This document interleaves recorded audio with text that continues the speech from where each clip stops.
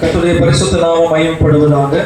சபையினுடைய அறிவிப்புகள், அதற்கு பிறகு நாம் ஒரு சாட்சியை பாஸ்டருடைய சாட்சியை நம்ம கேட்க போகிறோம். நம்முடைய சபையிலே 3 ஆராதனைகள் ஒவ்வொரு வாரம் நடக்கிறது. முதல் ஆராதனை ஆலத்தூர் பகுதியிலே 7:30 மணியிலிருந்து 9:30 மணி வரையிலும். 2வது ஆராதனை இந்த இடத்துல நம்முடைய தலைமை சபையில் காலை 10 மணியிலிருந்து 12:30 மணி வரையிலும்.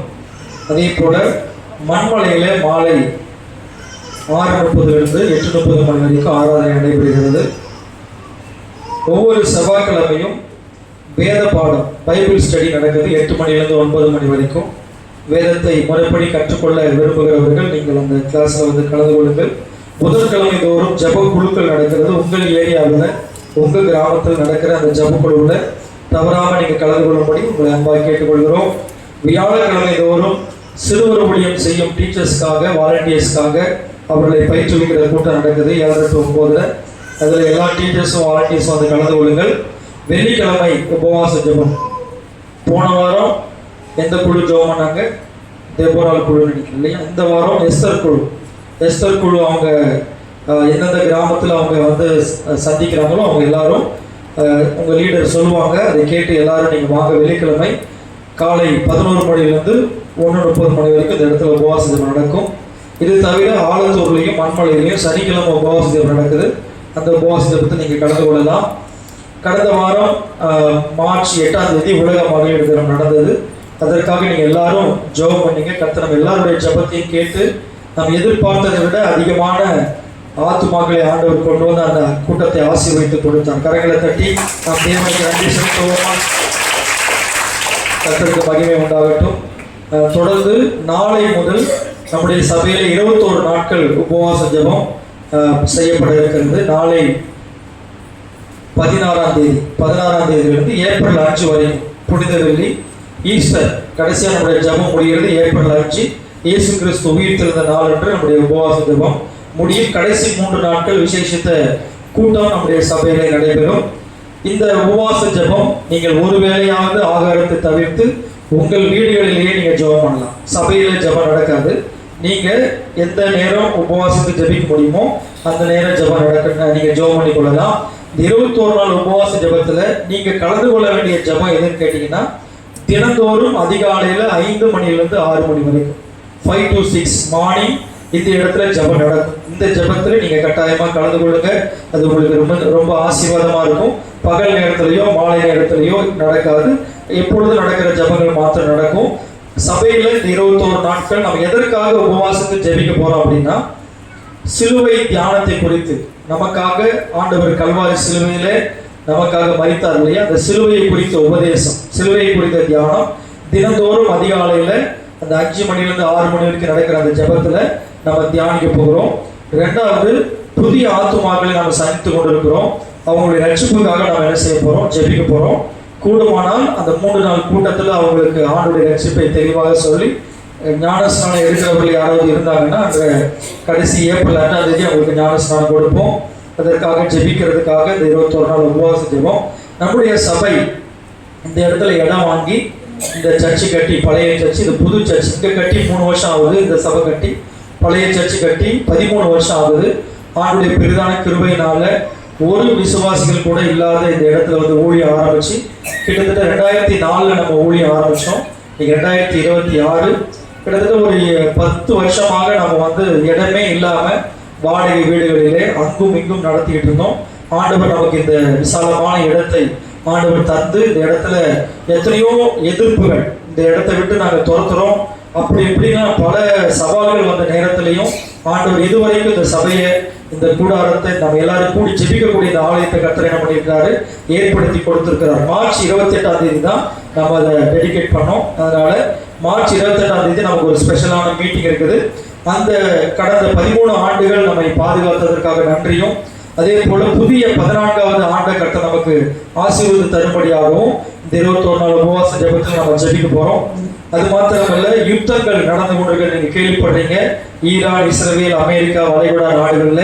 அதற்காகவும் இந்த 21 நாள் உபவாச ஜபத்துல அந்த யுத்தங்கள் தடுத்து நிறுத்தப்படணும். ஆமா, நீங்க எல்லாம் எத்தனை பேர் கேஸ் எல்லாம் வாங்கி வச்சுட்டீங்கன்னு தெரியல. இனிமேல் வாங்குறது கொஞ்சம் கஷ்டம் தான். ஏன்னா அது எல்லாமே ஸ்டாப் பண்ணி வச்சுட்டாங்க.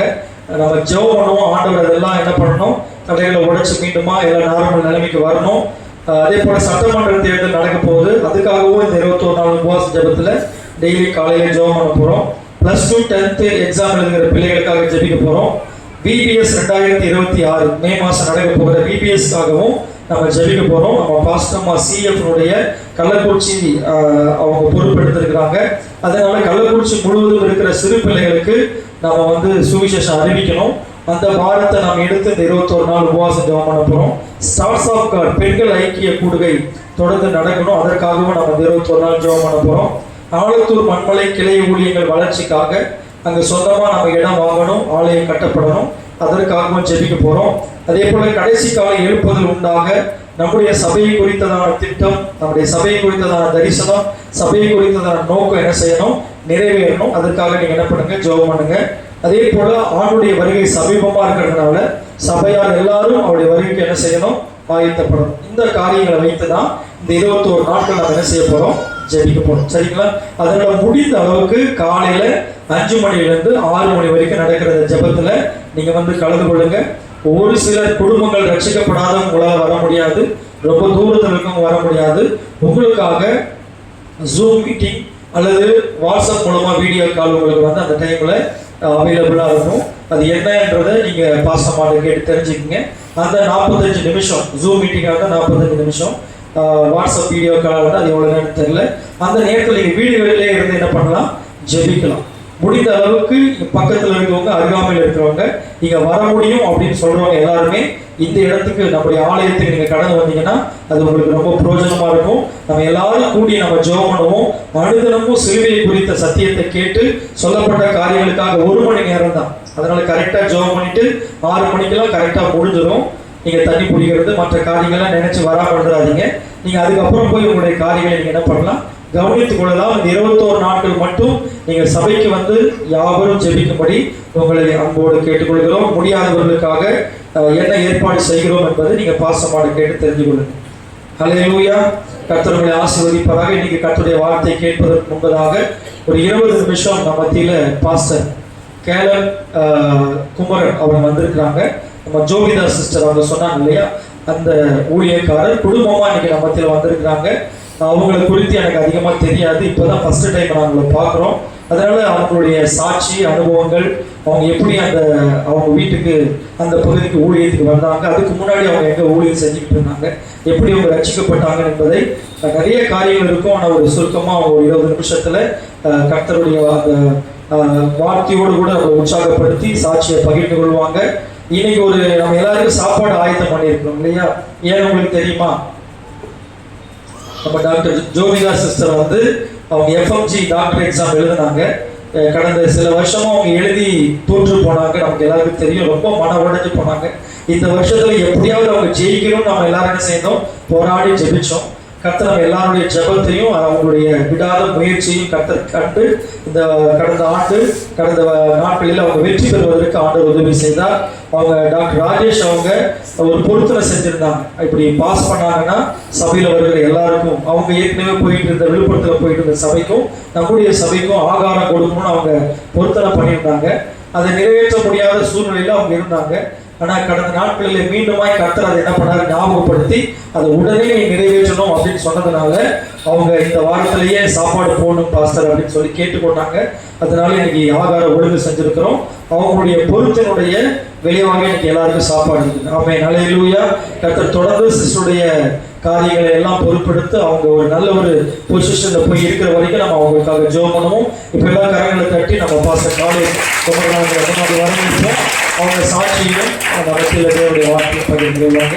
அதுக்கு பிறகு நீங்கள் நம்ம ஆளுடைய வார்த்தையை கேட்டுக்கணும்.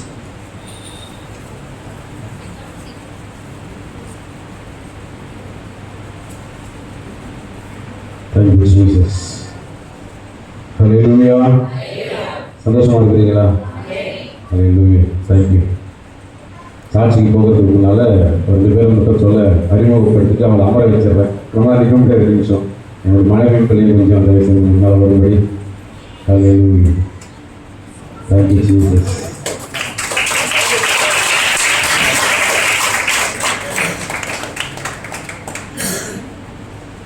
என் வாழ்விலே நீர் பாராட்டின தயவுக்கெல்லாம் நான் பாத்திரனல்ல.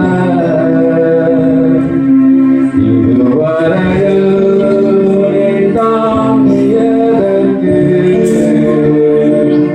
எவ்வளவும் நான் தகுதியும் இல்லை. மாறாமலே உடனில் விலகாமலே நடத்தி சென்றீ ஆச்சரியமானவரே. என் வாழ்வின் அதிசயமானவரே.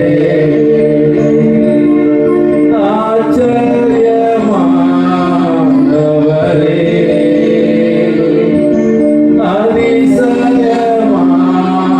அதிசயமானவரே.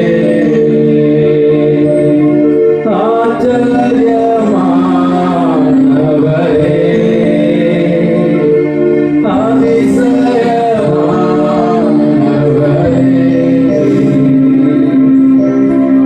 ஆண்டவராகிய இயேசு கிறிஸ்துவின் இனிய நாமத்துல கூடி வந்திருக்கிற சபையார் அனைவருக்கும் என்னுடைய அன்பின் வாழ்த்துக்கள். முதலாவது, எந்த இடத்துல கர்த்தர் என்னை சாட்சியாய் நிறுத்துவதற்காக நான் நன்றி செலுத்துறேன். சாட்சி சொன்னாலுமே ஒருத்தருக்கு வெறுப்பா இருக்கும். யாருக்கு அது? ஆமா, அதான் இன்னைக்கு வாசம். சத்துருக்களுக்கு முன்பாக நீ எனக்கு ஒரு பந்தியை ஆயத்தப்படுத்தி என் தலை என்னையினால் அபிஷேகம் பண்ணுகிறேன். அல்லேலூயா. இப்ப சத்துரு எப்படி?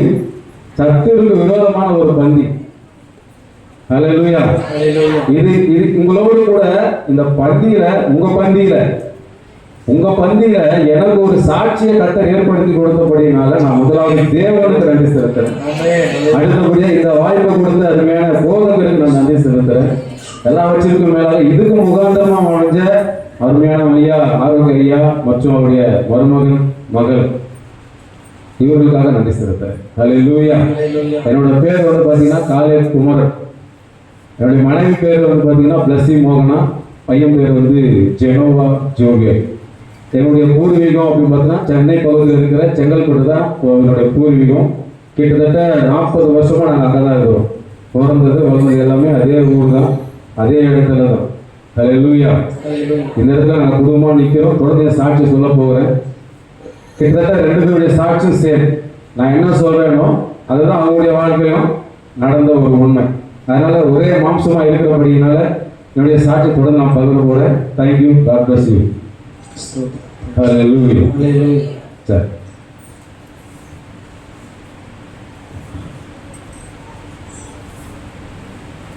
என்னுடைய வாழ்க்கையில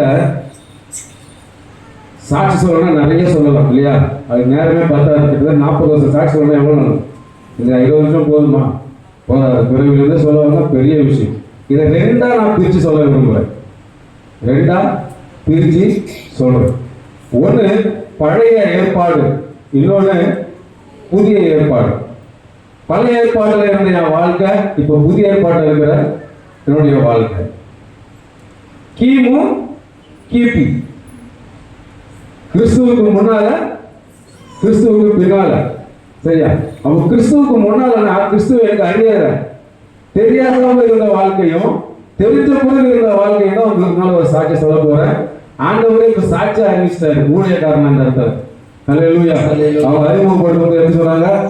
எங்க வீட்டுக்கு நல்ல ஒரு ஊழியக்காரரை கொண்டு வந்தாங்க. உங்க முன்னால ஊழியக்காரனா இன்னைக்கு நிக்கிறேன்னா தேவனுடைய கிருபை. அந்த இடத்துக்கு எங்களுக்கு அவங்க ஊழியர்கள் எங்க இருக்கிறது தெரியாது, எங்க இருக்கிறது தெரியாது. வழி நடத்தி வந்தவர் அவர். வழி இதுவே, இதுல நடவுங்கள் என்று சொல்லி ஒவ்வொரு பாயிண்டா கிட்டத்தட்ட 40 வருஷத்தை 20 பிரிஞ்சு முதல் 20 வருஷம் கிறிஸ்துவ அறியாதிருந்த ஒரு வாழ்க்கை, அடுத்த 20 வருஷம் கிறிஸ்துவோடு கூட இருந்த வாழ்க்கை. 20 வருஷத்துக்கு பிறகு இப்ப இந்த இடத்துல வந்து நிக்கிறவங்களுக்கு முன்னால 20 வருஷத்துக்கு பிறகு அவங்க வீட்டு வாசலே விழிச்சிருக்கிறேன். எங்க இருந்தோம்? செங்கல்பட்டு பகுதியில் பிறந்து வெள்ளப்பட்டி கிராமத்துக்கு போயாச்சு. செங்கல்பட்டுல இருந்து வெள்ளப்பட்டி தோகமலை பகுதியில் இருக்கிற வெள்ளப்பட்டி கிராமத்துக்கு போய் இப்ப சாட்சி சொல்ல உங்களுக்கு வந்து நிக்கிற இந்த கள்ளக்குறிச்சி பகுதியில் இந்த கிராமத்துல. அல்லேலூயா. அப்ப என் வாழ்க்கை பூர்வீகமான வாழ்க்கை அப்படின்னு பாத்தீங்கன்னா கிறிஸ்துவுக்கு முன்னால் இருந்த வாழ்க்கை. நாங்க யார் தெரியுங்களா? சாமியாரி. குறி சொல்லுற ஒரு ஃபேமிலி. இன்னும் சொல்ல போனா பம்பை ஊருக்கு அடிக்கிறவங்க, சாமியா அடிச்சு அடிச்சு வர வைக்கக்கூடிய ஒரு ஃபேமிலி. இந்த குடும்பத்துல 20 வருஷம் நாங்க நடந்தா எங்களுக்கு மரியாதை, உக்காந்தா மரியாதை, சரிங்களா? தலைமுறை தலைமுறை தலைமுறையாக இருந்த அனுபவம். 20 வருஷம் என்னுடைய அனுபவத்தில் சொல்றேன். சாமி நான் தான் தேடி போகணும். 20 வருஷம் சாமிய நிறைய காரியம் இருக்கு. அது சின்னதா ஒரு சின்ன பாயிண்ட் டைம் ஒரு கொஞ்சமா இருக்கிறவங்க ஒரே சில காரியங்களை மட்டும் சொல்லி நான் காட்சியை முடிக்க விரும்புறேன். அப்போ என் வாழ்க்கை முதல்ல இருந்த வாழ்க்கை சாமியை நான் தான் தேடி போகணும், சாமியை நான் தான் அபிஷேகம் பண்ணணும், சாமியை நான் தான் போகணும். இதான் என் 20 வருஷத்துடைய வாழ்க்கை. இப்படிதான் ஒவ்வொரு பார்த்தா 20 வருஷமா ஆண்டவராகிய இயேசு கிறிஸ்து அறியாது. ஆனா இயேசு இருக்கிறாரு தெரியும், இயேசு இருக்கிறாரு தெரியும். ஆனா யாரும் எனக்கு தெரியாது. ஏன்னா எங்களை வளர்த்தவங்க எப்படி வளர்த்தாங்கன்னா இதுதான்டா தெய்வம் சொல்லி வளர்த்தாங்க. அல்லேலூயா. இதுதான் உங்களை நடத்தும் சொல்லி வளர்த்தாங்க. ஆனா 20 வருஷமா நான் அபிஷேகம் பண்ணி இருக்கிறேன், நான் தேடி போயிருக்கிறேன், என்னன்னா அதை தூக்கி சுமந்து இருக்கிறேன். ஆனா 20 வருஷமா என்கிட்ட பேசவே இல்லைங்க. 20 வருஷமா என்கிட்ட ஒரு வார்த்தை கூட பேசுவேன். இவ்வளவு பக்தி வேலையமா கடவுளாக எழுதுங்க. ஒரு பூர்வீகமா தலைமுறை தலைமுறையா 75 வருஷம் தலைமுறை தலைமுறையா நாங்க இந்த காரியத்தை செஞ்சு வரோம். ஆனா ஒரு முறை கூட என்னோட பேசல, ஒரே ஒரு முறை கூட என்னோட பேசல. ஆனா 20 வருஷம் கடந்த பிறகு 21வது வருஷம் கிட்டத்தட்ட ஐயா சொன்ன வருஷம் 2004 ஊழியத்தை ஆரம்பிச்சு சொல்லி சொன்ன பொழுது 2000 ரட்சிப்பு 2004 தான். ரட்சிப்பின் வரும்போது 2004 ரட்சிக்கப்பட்டேன். ரட்சிக்கப்பட்ட அந்த வருஷத்துல ஆலயத்துக்கு என்ன வந்து ஒரு மாதிரி ஒரு சகோதரனா நான் ஆலயத்தை கொண்டு போய் விட்டார். கூட்டு போய் விட்டுட்டு அவர் என்ன பண்ண அவர் காலையில் போயிருக்காரு. என் ஆலயத்தை விட்டுட்டு அவர் என்ன பண்ணாரு, விடுத்து போயிருந்தாரு. ஆனா போன ஒரே கொஞ்ச நாட்கள்ல நான் விடுதலையானேன். எதுல விடுதலையானேன்? என் வாழ்க்கையில் இருக்கிற தரித்திரம், என் வாழ்க்கையில கண்டுபிடிச்சு கிடைக்காத ஒரு சந்தோஷம், என் வாழ்க்கையில நான் கேட்காத சத்தம். 20 வருஷமா ஒரு இடத்துல ஒரு காரியத்தை செஞ்சுட்டு இருக்கிறேன். நான் இதுவரை எந்த சத்தமும் கேட்கல. ஆனா 20 வருஷத்துக்கு பிறகு உடனே வந்து முதல்ல வந்த உடனே நான் கேட்டது தேவ சத்தம். தேவ சத்தம் கேட்டேன். என்னங்க தேவ சத்தம் கேட்டேன்? எப்படி அதுக்கு தேவ சத்தம் கேட்டேன்? அப்போ எப்படி பார்த்தீங்கன்னா இந்த ரட்சிப்பு பார்த்தீங்கன்னா ஆண்டவராக இயேசு கிறிஸ்துவுடைய 19 வயசுல ஏற்றுக்கிறேன். எப்படி ஏற்றுக்கிறேன்னா சபைக்கு போன என்ன சென்னை பகுதியில் இருக்கிற எல்எல்ஏ சர்ச்சில் எனக்கு ஒரு ஊழியர் என்னை கொண்டு போனார். கொண்டு போகும்பொழுது அங்கே திரளான கூட்டம் தெரியும் எல்லாருக்குமே. திரள் கூட்டத்தில் நடுவில் நான் இருக்கிறேன். நடுவில் இருக்கும்பொழுது அங்கே அன்னைக்கு வெளிநாட்டில் ஒரு பிரசங்கர் வர வெளிநாட்டு அனுபவம்னு சொல்லிட்டு ஒரு பிரசங்கர் வந்து பிரசங்கம் பண்ணாரு. பாவத்தை குறித்து பிரசங்கம் பண்றாரு. அது வந்து எனக்கு பாவம் தெரியாது. எது பாவம் எது நன்மை தீமை எதுவுமே தெரியாது. நான் நார்மலான ஒரு வாழ்க்கையில தான் என்ன பண்றோம் போயிட்டு இருக்கிறோம். அப்ப அந்த இடத்துல பாவத்தை குறித்து அவர் பிரசங்கம் பண்ண என்னுடைய 20 வருஷம் வாழ்க்கையை அப்படியே டோட்டலா பட்டியலிட்டு போடுறாரு. நாங்க எங்கெல்லாம் இருந்தோம், எப்படியெல்லாம் வாழ்ந்தோம், என்னென்ன தவறு செஞ்சோம். அப்போ என் வாழ்க்கையில இதுவரையும் அப்படிப்பட்ட ஒரு சத்தியத்தை நான் இதுவரையும் கேட்கல. ஏன்னா தன்னுடைய வாழ்க்கையில அவர் சத்தியமா அந்த இடத்துல பேசுறாரு, பாவத்தை குறித்து பேசுறாரு. அப்போ பாவத்தை குறித்து பேசும் பொழுது அதே இடத்துல என் வாழ்க்கைய பாவத்திலிருந்து நான் விடுதலையாகும் சொல்லி ஒப்பு கொடுத்தேன். ஒப்பு கொடுத்து ஜெபம் பண்ணி உலகம் படி ஜெபம் பண்ணும்போது என்ன அறியாமையே அந்த எல்எல்ஏ சர்ச்சுடைய புல்பிட் மேல உருண்டு பரவல. ஏன்? அப்போ எனக்குள்ள நான் சொல்றேன், இந்த சாமியாடி குடும்பம் என்கிட்ட எல்லாருமே குதி கேட்க வருவாங்க. நாங்க வந்து இப்போ ஒருத்தர் இருக்கிறதா அப்படியே கண்ணை மூடிட்டு எல்லாத்தையும் எடுத்து வச்சு நீ இதை செய் இதை பண்ணு அப்படி இதெல்லாம் சொல்லி என்னன்றத வெளியா ரத்த வெச்சம் போட்டு காமிக்கிறாரு. இதெல்லாம் மாயன்றத அந்த இடத்துல மகிமையா காமிக்கிறாரு. இந்த இடத்துல நீ இருக்கிற, இவ்வளவு பாவத்துல இருக்கிற, இவ்வளவு அக்கிரமத்துல இருக்கிற, சிந்தையை குறிச்சு பேசுறாரு. அந்த ஊழியர்களுடைய வாழ்க்கையில வந்து அந்த சம்பவம்னா அவர் விபச்சாரத்துல இருந்து வந்து பிறந்தார். அதான் சாட்சி சொல்லும் பொழுது அப்போ என்னுடைய வாழ்க்கையில் நடந்த எல்லாமே வித்தியாசமா இருக்கு. 20 வருஷமா நான் என் பாவனை தெரியும், வாலிப வயசுல பாவனை தெரியாம வாழ முடியுமா? அப்போ என் வாழ்க்கை பாவனை தெரியல. அந்த பாவத்தை குறித்து பேச பேச பேச என்னுடைய வாழ்க்கை கண்ணீரா வருதுங்க. எனக்கு அழுது பழக்கமும் இல்லை. முத அழுகுறேன் எங்கன்னா சபையில அவ்வளோ பேர் மத்தியில அழுது ஒப்பு கொடுத்து கீழே கிடந்த என்ன ஸ்டேஜ் மேலே தூக்கி போடுறேன். அங்கே உருண்டு பேர் என்னை விட்டு என்னை ஆட்கொண்டு இருந்த அந்த ஸ்பிரிட்டு, என்னை ஆட்கொண்டு இருந்த இதெல்லாம் மாய வழி வச்சிருந்த அந்த அசுத்தம் எல்லாமே எனக்கு ஒரு ரிலீஃப் ஆகும். 20 வருஷத்துக்கு பிறகு இந்த ரிலீஃப் ஆன உடனே வீட்டுக்கு வரேன். வீட்டுக்கு வந்து அன்னைக்கு நைட் நான் தூங்குறேன். தூங்கும் பொழுது அப்பதான் படுத்திருக்கும் பொழுது தேவ சத்தம் கேட்குது. தெளிவா அதிகாரமுடைய சத்தமா என் வாழ்க்கை கேட்குது. யோவான் 1:12. அதுக்கு முன்னாடி எனக்கு இந்த பைபிள் என்னன்னு தெரியாது. ஏன்னா அப்பதான் உள்ள என்ட்ரியா இருக்கிறேன். பரிசுத்த வேதம் என்னன்னு தெரியாது, வார்த்தை என்னன்னு தெரியாது. படுத்து கிடக்கும் பொழுது ஒரு தேவ சத்தம் வருது. யோவான் எழுதின சுவிசேஷம் 1ஆம் அதிகாரம் 12வது வசனம். அவருடைய நாமத்தின் மேல் விசுவாசம் உள்ளவர்களால் அவர் ஏற்றுக்கொண்ட எத்தனை பேர்களோ அத்தனை பேர்களும் தேவனுடைய பிள்ளைகளாகும்படி அவர்களுக்கு அதிகாரம் கொடுத்தார் அப்படின்ற வார்த்தை தெளிவா.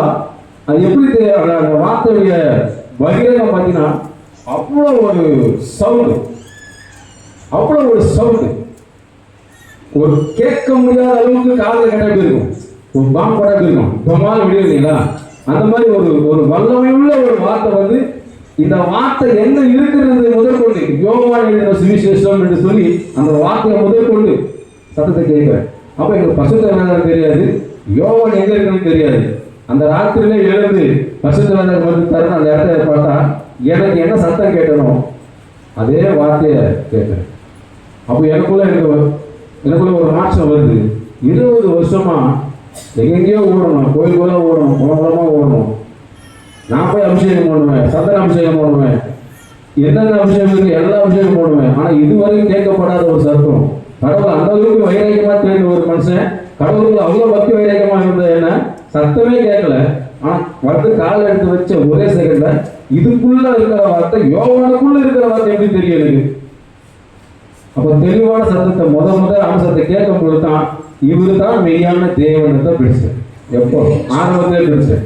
இவர் தான் மெய்யான தேவனை பிடிச்சு வீட்டுக்கு வர எல்லாருக்குமே தெரியும். வீட்டுக்கு வரும்பொழுது சுச்சுவேஷன் என்ன இருக்குன்னு பூர்வீக விக்கிரகாரன குடும்பத்தில் வரும்போது எல்லாரும் எதிர்ப்பு.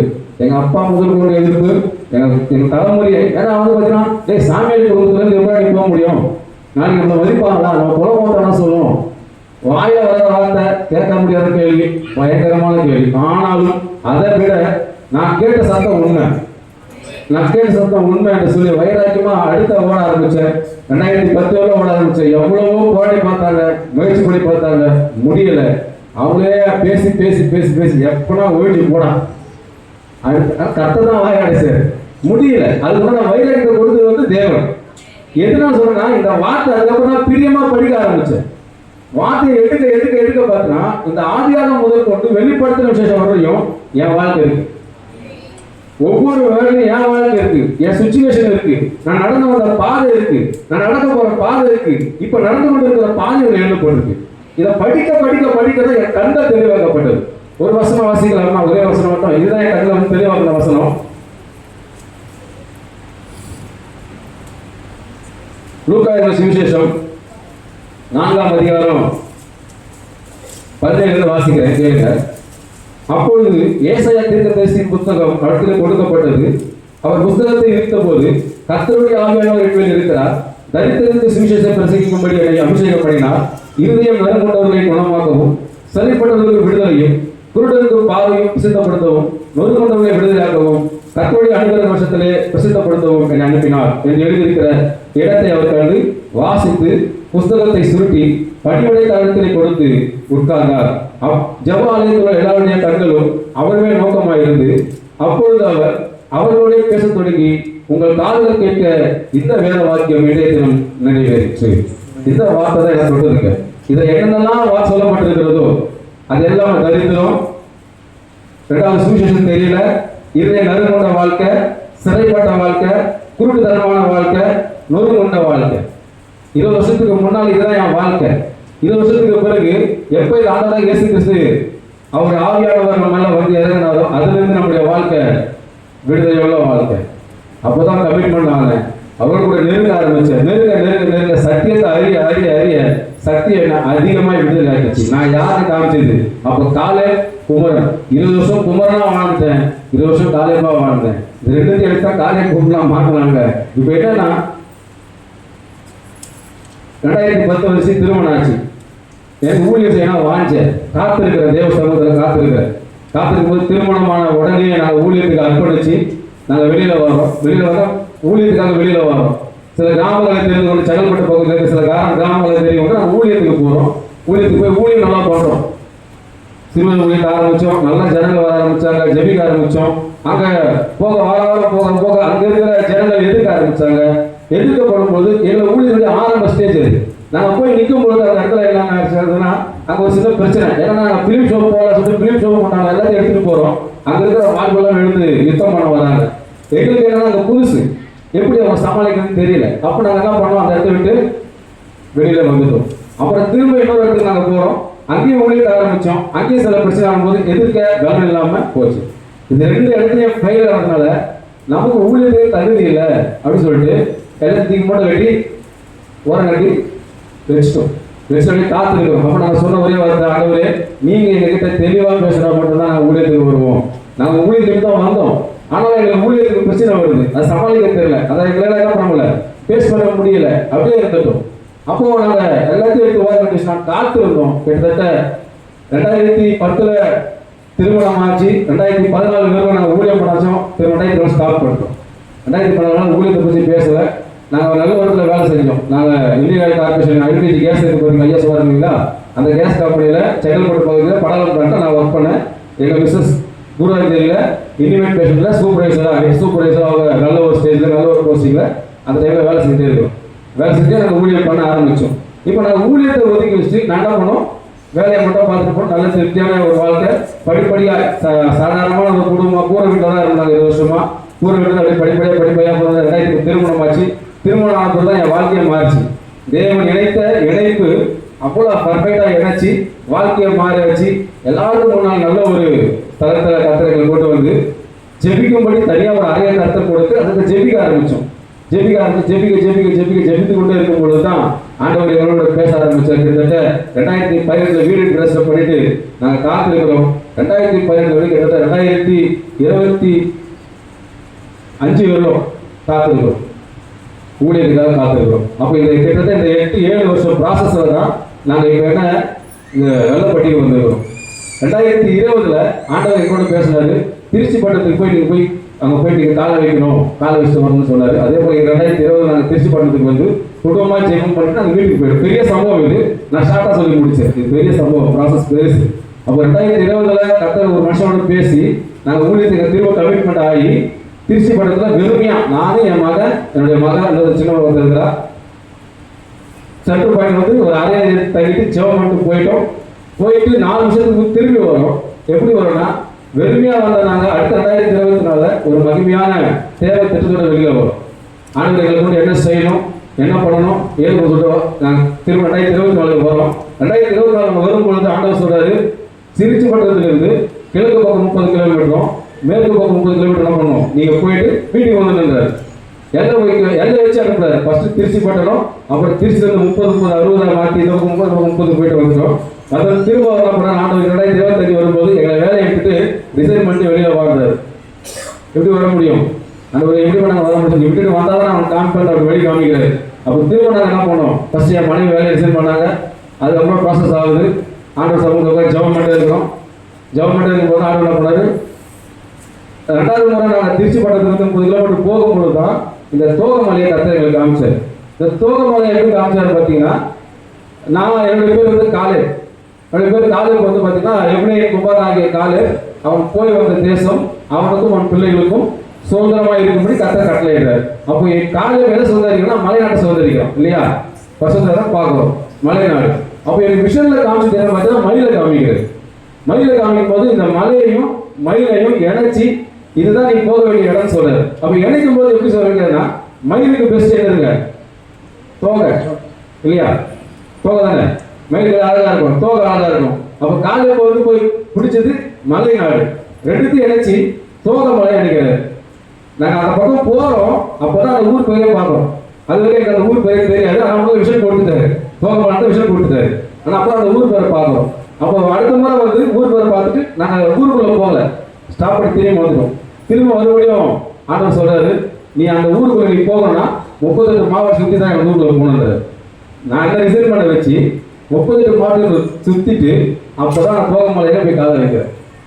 தோகமலையை காலை வச்சுட்டு அங்கே வச்சுன்னு அங்கே சர்ச்சில் போயிட்டு ஜெபம் பண்ணிட்டு வரேன். அதுக்கப்புறம் தான் ஊழியத்துக்கு கிட்டத்தட்ட 6 மாதம் இது சென்னைக்கும் தோகமலைக்கும் எங்கே போகுதுன்னு தெரியாது, எங்கே ஆரம்பிக்குதுன்னு தெரியாது, எங்களுக்கு எந்த வீடுன்னு தெரியாது, அங்கே யார் நபர் எங்களுக்கு தெரியாது. அப்போதான் அந்த இடத்துல ஒரு நபருடைய சந்திப்பு வந்து, ஐயா வீடு நம்ம போய் நீண்ட முடியும் அவங்க சொல்லிட்டாங்க, என்னோட டீச்சர் வீடு ஒன்று காலியாக இருக்குது, நீங்கள் வேணா கேட்டு பாருங்கன்னு சொல்லும்போது, டீச்சர் ஐயா நாங்கள் தெரியாது. நாங்கள் போகும்போது அவர் பஸ் அவர் அங்கே கிடையாது, அவர் இங்கே இருந்த கல்குறிச்சியில் இருக்காரு. இப்போ நாங்கள் போயிட்டு ஃபோன் மட்டும் பண்ணிட்டோம், இவர் வந்துருக்கிறேன். ஐயா கேட்ட உடனே எதுவுமே சொல்லலை, நீங்கள் வாங்க. அதுக்கப்புறம் தான் திரும்ப வீட்டுக்கு வந்து சில ஜபங்கள், எனக்கு தனிப்பட்ட ஜபங்கள் தேவைப்பட்டதுனால செபிக்க வந்துட்டேன். செபிச்சுட்டு திரும்ப கரெக்டாக ஐயா வீட்டுக்கு போனோம், கேட்டோம். வாசல் அவங்க என்ன பண்ணாங்க, முழுசாக திறந்து, இதை திறந்த வாசல் உங்களுக்கு முன்னாடி வச்சிருக்கிறேன் சொல்லப்பட்ட வார்த்தை முடிச்சு திறந்து கொடுத்தாரு. எதுக்காக சொல்ல வரேன்னா, கிட்டத்தட்ட என்னுடைய ப்ராசஸ் 40 வருஷம். நான் அந்த இடத்துல போய் நிற்கிறது, நாங்கள் எங்களுடைய காரியம் நாங்கள் அங்கேயே லோக்கல்லே நாங்கள் என்ன பண்ணோம், சுற்றி வந்து என்னுடைய காரியம் நாங்கள் சிந்திச்சுக்கிறோம். ஆனால் தேவ சுத்தம் சென்னையிலிருந்து இந்த பக்கம் அனுப்பிச்சு விடுறாரு. ஆனால் எல்லாரும் இங்கேருந்து அங்கே அனுப்பிச்சு விடுவார், சென்னைக்கு படம் எடுப்பாங்க. ஆனால் அங்கேருந்து ஆண்டவரை பண்ணோம் கரெக்டாக. அதே சமயத்தில் அந்த வீட்டுக்குள்ளே நாங்கள் உள்ளே என்ட்ரி ஆன உடனே அந்த வீட்டுடைய அட்மாஸ்பியர் அவ்வளோ பிரசன்ஸாக இருந்துச்சு. செங்கல்பட்டில் நான் என்ன பிரசன்ஸ் அனுபவிச்சனோ, ஊழியத்தை அவரோட உறவாடுறது, அவரோட பேசுறது, அவருடைய பகிர்ந்து கொண்டது, அவர் என்கிட்ட இடைப்பட்டது, அவர் சத்தம் போட்டு என்கிட்ட பேசுறது, அது அனைத்துமே அந்த அறைக்குள்ள அந்த வீட்டுக்குள்ள அங்கே கேட்கணும். இப்படிதான் எங்களுடைய காரியம் வந்துச்சு. நிறைய காரியம் சொல்லலாம். ஒரு சாதாரண விக்கிரக குடும்பத்தில் பிறந்த எங்களையும் விக்கிரகத்துக்கு மேலே போன எங்களையும் கர்த்தர் பிடிச்சி அந்த அதிகாரத்தை, பிள்ளை இருக்கிற அதிகாரத்தை கொடுத்து இன்னைக்கு ஒரு ஊழியக்காரனா அந்த தேசத்துக்காக இன்னைக்கும் பாருங்க, இன்னைக்கு பெரிய ஒரு சந்தோஷம்னா இந்த பந்தியில் கர்த்தர் எங்களை கொண்டு வந்து தான் பெரிய சந்தோஷம். அல்லேலூயா. எங்கள் ஊழியத்துடைய பேர் வந்து பார்த்தீங்கன்னா காட் நியூ விஷன் மினிஸ்ட்ரிஸ். கடவுளுக்காக ஒரே ஒன்று தான், உங்களுடைய சித்தம் பரமண்டத்தில் செய்யப்படுகிறது போல பூமியிலும் செய்யப்படுவதா. இதான் விஷன். என்னன்னா, பரலோக ராஜ்யத்துல அவருடைய சித்தம், அங்கே இடைவிடாத ஜெபம், இடைவிடாத ஆராதனை, இடைவிடாத துதி, அதை இந்த பூமியில் நாங்கள் பார்க்கணும்.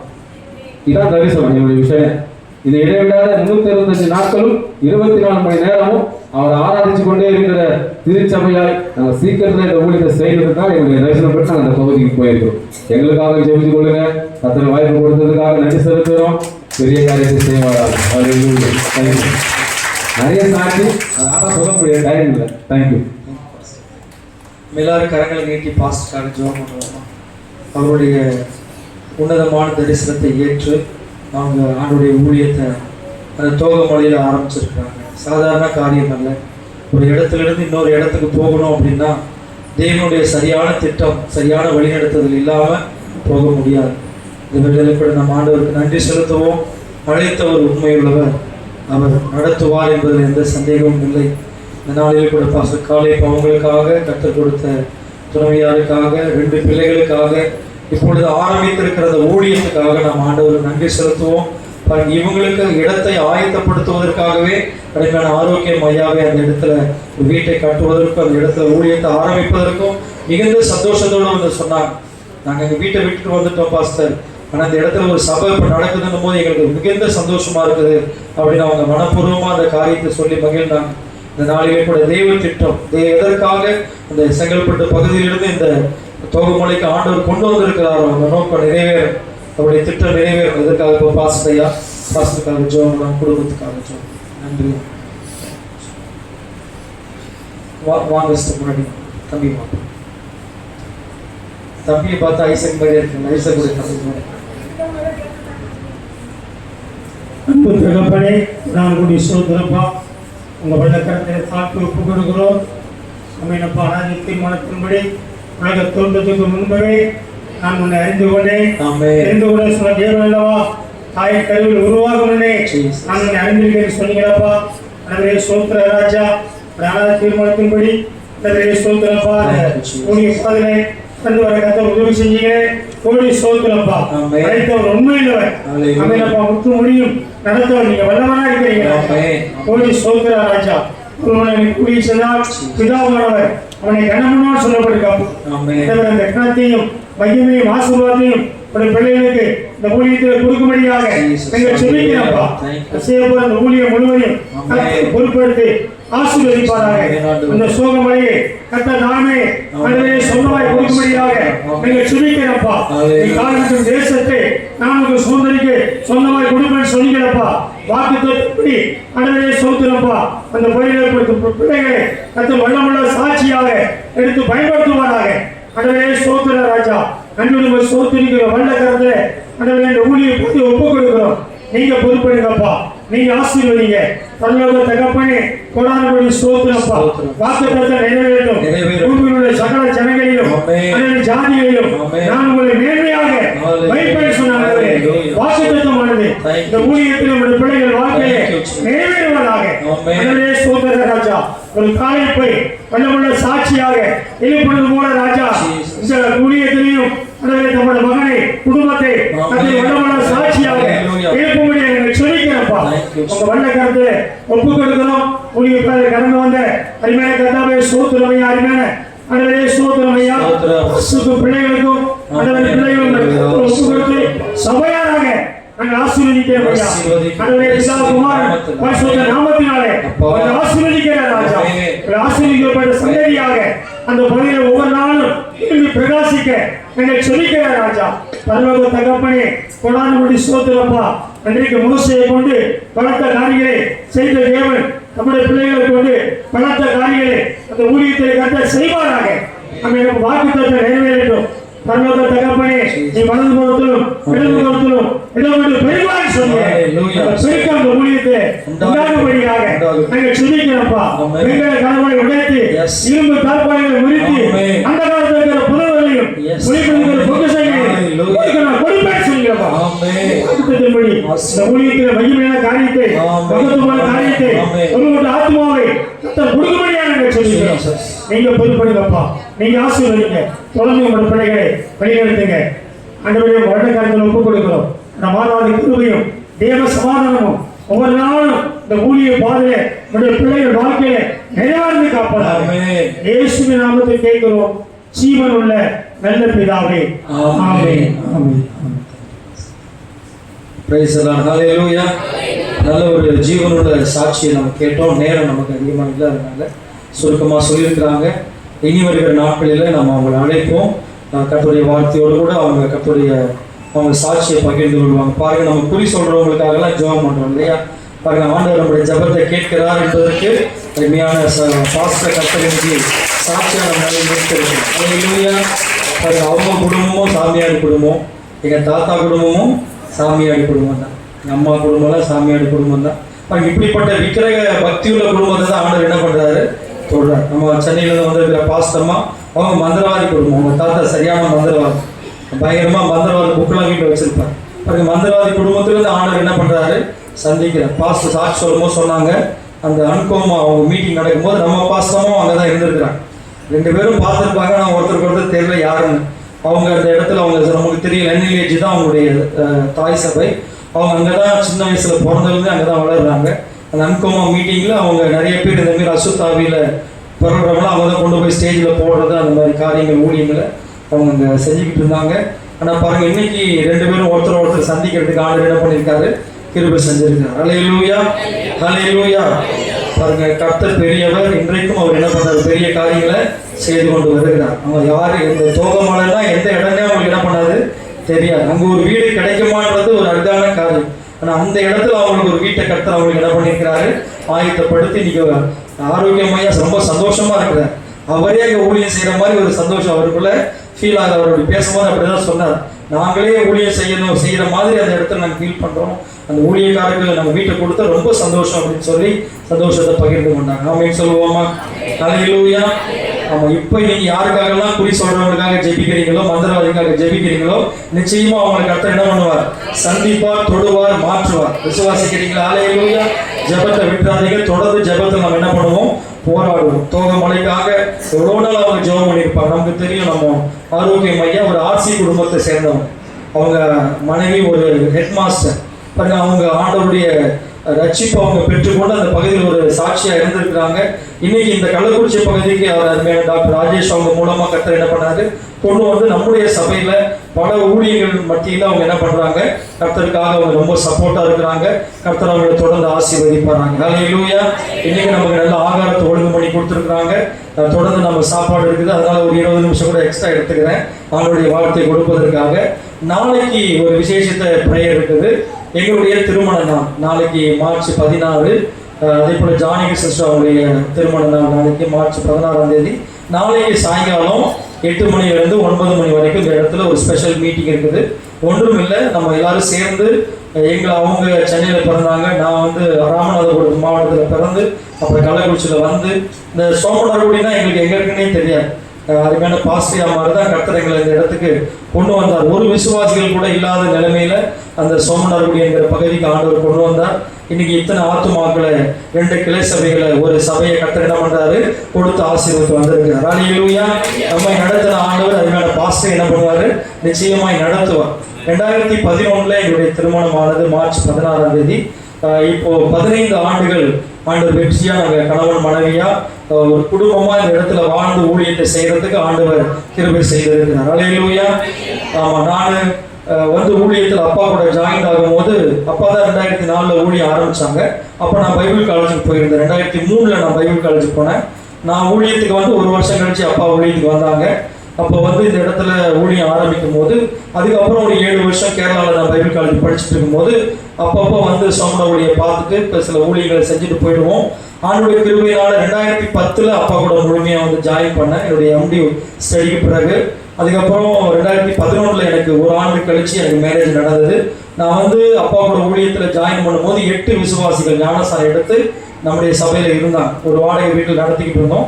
அதுக்கு பிறகு கல்யாணம் ஆகிறதுக்கு முன்னாடி ஆண்டவர் நான் ஜெபம், ஆண்டவரே நான் இங்கே தான் இருந்து உங்களுடைய ஊழியத்தை செய்யணும்னா எனக்கு ஒரு அடையாளத்தை தாங்க. ஒரு ஆத்மாவது என் மூலமா என்ன பண்ணணும், ரட்சிக்கப்பட்டு சபையில ஞானசாரம் எடுத்தாங்கன்னா அதுதான் அடையாளம் அப்படின்னு நான் தெரிஞ்சுக்கிட்டு நான் அந்த இடத்துல ஊழியம் அப்பா கூட செய்வேன். இல்லைன்னா நிறைய பாஸ்டர் சொல்றாங்க, எதுக்கு இந்த கிராமத்துல போயிட்டு நீங்க 2 பேர், அதுவும் நீ MD படிச்சிருக்கிற ஒரு சிட்டியில போய் ஊழியம் செய்யலாமே, அங்க நீங்க 2 பேரும் போனீங்கன்னா எப்படி உங்களுக்கு காணிக்கை கிடைக்கும், எப்படி உங்களுக்கு சாப்பாடு கிடைக்கும், இப்படிலாம் ஊழியக்காரர்கள் என்ன பண்ணாங்க, டிஸ்கரேஜ் பண்ணாங்க. ஆனாலும் நான் ஜெபம் பண்ணிட்டு அந்த 1 வருஷம் டைம் எடுத்து ஊழியம் செய்தோம்.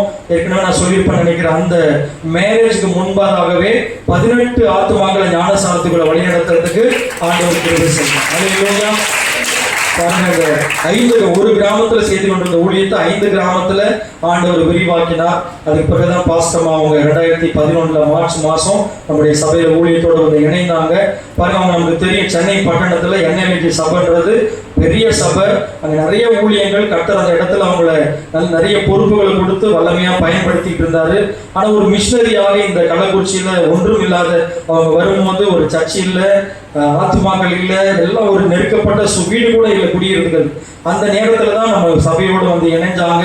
ஆண்டுடைய பெரிதான கிருபையினால ஆண்டவர் 2 பேரையும் கொண்டு இன்னைக்கு கிட்டத்தட்ட 20க்கும் மேற்பட்ட கிராமங்கள்ல ஊழியம் செய்யறதுக்கு ஆண்டவர் கிருபை செய்திருக்கிறார். ஹல்லேலூயா.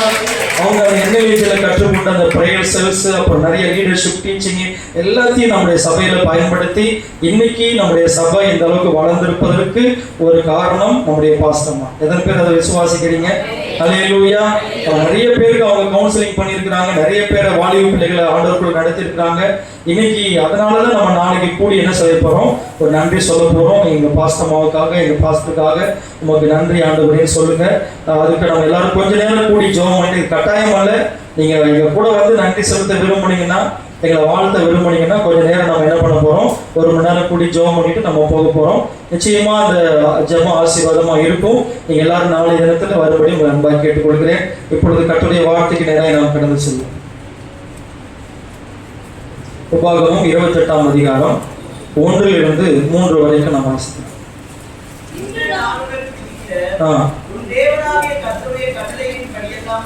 செய்ய நீ கவனமா இருக்கும்படிக்கு அவர் சத்தத்துக்கு நீ உண்மையாய் செவி கொடுப்பாயானால் உன் தேவனாகிய கர்த்தர் பூமியில் உள்ள சகல சாதிகளிலும் உன்னை மேன்மையாக வைப்பார். நீ உன் தேவனாகிய கர்த்தருடைய சத்தத்துக்கு செவி கொடுக்கும் போது இப்பொழுது சொல்லப்படும் ஆசீர்வாதங்கள் எல்லாம் உன்மேல் வந்து பலிக்கும். நீ பட்டணத்திலும் ஆசீர்வதிக்கப்பட்டிருப்பாய், நீ வெளியிலும் ஆசீர்வதிக்கப்பட்டிருப்பாய். ஆமென் சொல்லுவோமா? இந்த 3வது மாதத்துல நம்முடைய சபைக்கு ஆண்டவர் கொடுத்த வாக்குத்தத்தம். இந்த இடத்துல கூடி வந்திருக்கிற ஒவ்வொருவருக்கும் ஆண்டவர் சொல்லுகிறார், நீ பட்டணத்திலும் ஆசீர்வதிக்கப்பட்டிருப்பாய், நீ வெளியிலும் ஆசீர்வதிக்கப்பட்டிருப்பாய். நீ பட்டணத்துல எவ்வளவு நீ ஆசீர்வாதமா இருந்தாயோ அதே போல நீ வெளியிலும் எப்படி இருப்ப? ஆசீர்வாதமா இருப்பாய். அதுதான் ஆண்டவர் நம்ம கொடுத்திருக்கிற வாக்குத்தத்தம். நீங்க இருக்கிற வீட்லயும் ஆசீர்வாதமா இருப்பீங்க, உங்க ஹோம் டவுன்லயும் நீங்க ஆசீர்வாதமா இருப்பீங்க. நீங்க ஊழியத்துக்காக அல்லது வேலைக்காக எதற்காக நீங்க வெளியில போனாலும் அந்த இடத்துலயும் கர்த்தர் உங்களை ஆசீர்வாதமா வைப்பார். அதுதான் ஆண்டவர் கொடுத்த வாக்குத்தத்தம். ஆமென் சொல்லுவோமா? ஹல்லேலூயா. இது யாருக்கு என்று சொன்னால், அவருடைய சத்தத்துக்கு உண்மையா செவி கொடுக்கும் போது, அவருக்கு கீழ்ப்படியும் போது இந்த வார்த்தைகள் உங்களுடைய வாழ்க்கையில் என்ன செய்யும்? நிறைவேறும். ஆசீர்வாதம் என்ற சொல் யூலோஜியா என்ற கிரேக்க பதத்திலிருந்து வருகிறது. எதற்காக அந்த கிரேக்க பதத்தை இந்த இடத்துல சொல்கிறேன் என்று சொன்னால், யூலோஜியா அப்படின்ற வார்த்தையுடைய பொருளை நாம் பார்க்கும் பொழுது என்ன பொருள், என்ன அர்த்தத்துல வேதத்தில் சொல்லப்பட்டிருக்கிறதோ அதன்படியே கர்த்தர் நம்மளை என்ன பண்ணுவாரு? ஆசீர்வதிப்பார். இந்த ஆசீர்வாதம் என்ற சொல் கிட்டத்தட்ட 4 பதங்களிலே வேதத்திலே பயன்படுத்தப்பட்டிருக்கிறது. அதுதான் இன்னைக்கு நாம என்ன பண்ண போறோம்? பார்க்க போறோம். ஆசீர்வாதம் என்று சொன்னாலே ஆசீர்வதிக்கப்பட்டிருப்பாய், ஆசீர்வதிக்கப்பட்டிருப்பாய் என்று சொல்லும் போது ஆண்டவர் நமக்கு நிறைய வீடு தர போறாரோ, நிறைய நிலங்களை தர போறாரோ, அல்லது வாகனங்களை தர போறாரோ அப்படி நம்ம நினைக்க வேண்டாம். இந்த இடத்துல ஆசீர்வாதம் என்று சொல்லும் போது ஆண்டவர் எதை குறித்து சொல்கிறார் என்று சொல்லி அதனுடைய பொருளை நாம் அறிந்து கொள்ளும் போது அதன்படியே நாம் ஜெபித்து அவருடைய ஆசீர்வாதத்தை பெற்றுக்கொள்ள முடியும். உபாகமம் நாம் வாசித்த உபாகமம் 28ஆம் அதிகாரத்திலேயே 12வது வசனத்தை எடுத்து வாசிங்க. ஏற்ற காலத்தில் உன் தேசத்திலே மழை பெய்யவும் நீ கையிட்டு செய்யும் வேலையெல்லாம் ஆசீர்வதிக்கவும் கர்த்தர் உங்களுக்கு தமது நல்ல பொக்கிஷசாலையாகிய வானத்தை திறப்பார்.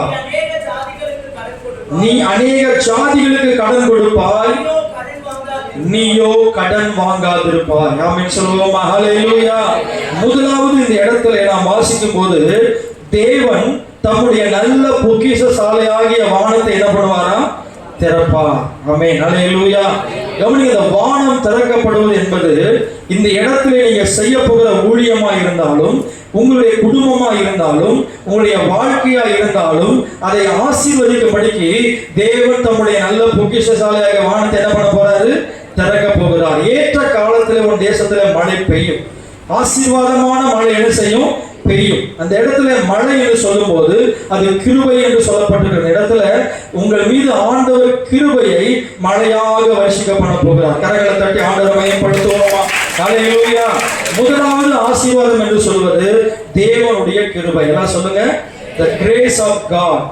யார் ஒருவருக்கு இந்த கிருபை இருக்கிறதோ அவங்களால சாதிக்க முடியாத காரியம் ஒன்றுமே இல்லை. பணத்தினால சாதிக்க முடியாதது, மூளையினால சாதிக்க முடியாது. உங்களுக்கு கிருபை இருந்தா போதும், கர்த்தர் உங்களை வல்லமையா எடுத்து பயன்படுத்துவார். நீங்க போகிற இடமெல்லாம் எப்படி இருப்பீங்க?